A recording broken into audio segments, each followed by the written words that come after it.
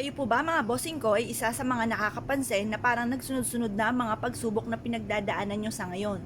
Ako po ay may share sa inyo na mainam na subukan nyo po itong gawin upang sa ganon kung ano man ang mga pagsubok na yan ay kaagad nyo itong masolusyonan. Ito pa mga bossing ko ay galing po sa gripo lamang. Pwede po ito basta malinis po siya, yung tubig po natin mga bossing. Ngayon pa mga bossing, kung meron naman kayo ng mga nanggaling na tubig ulan na malinis, na walang mga latak, okay po yun.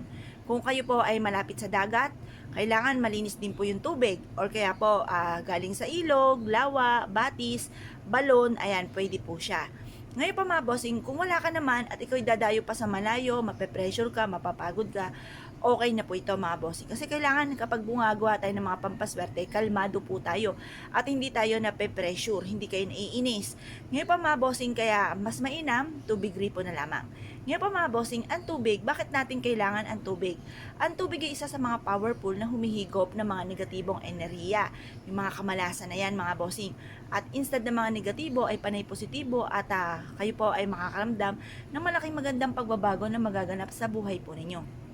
Ngayon po mga bossing, ito po yung ating tubig. Sasabayan po natin ito mga bossing ko ng 10 piso na luma. Kasi dalawa yung kulay po nito. Meron po siyang silver na lining. Ang silver ay pantaboy ng kamalasan at ang gold naman ay for abundance.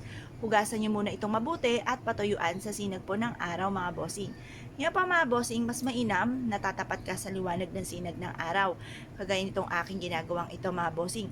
Pagkatapos ay magwi-wish ka na sa pamamagitan nito ay magtutuloy-tuloy na ang pasok ng swerte sa inyo or masusolusyonan ang problemang pinagdadaanan. Magkakaroon ka na negosyo na dito ka nayayaman. Depende sa gusto po ninyo. Or kaya po kasi may mga bossing ako na mayayaman pero kalusugan naman ang problema or sa kanilang pamilya or sa kanilang karelasyon. Depende sa problema po ninyo or sa mga pangarap po ninyo. Magkaroon ako ng bahay na malaki na basta sabihin niyo po kung anong gusto po ninyo.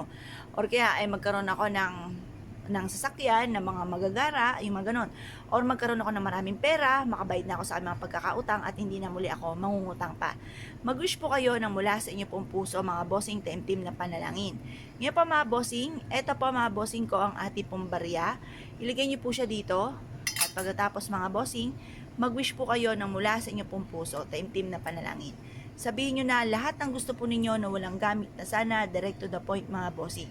Ngayon pa mga bossing, sabihin nyo po dito na mula ngayon ay ito'y simula na ng tagumpay ko sa buhay at kailanman ay hindi na ako mamumblema tungkol sa usapin ng pera.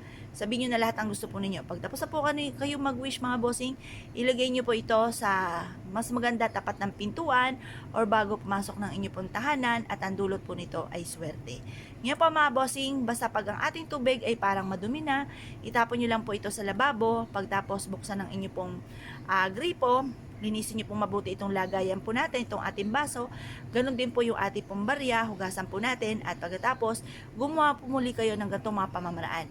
Meron akong bossing na nagpunta po dito, sabi po niya sa akin, ang pinakamaswerte na ginawa po niya, na effective po sa kanya kasi may negosyo siya na malulugi na, ay itong tubig at ganon din po ang barya.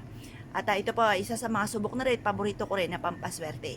Kaya kung kayo pinaniwala at naisyo po itong gawin niyo po ito, basta kayo ay maglaan ng ilang minuto at kayo po ay manalangin ng team, masusolusyonan ang mga problema. Yun na po mga bossing, salamat po.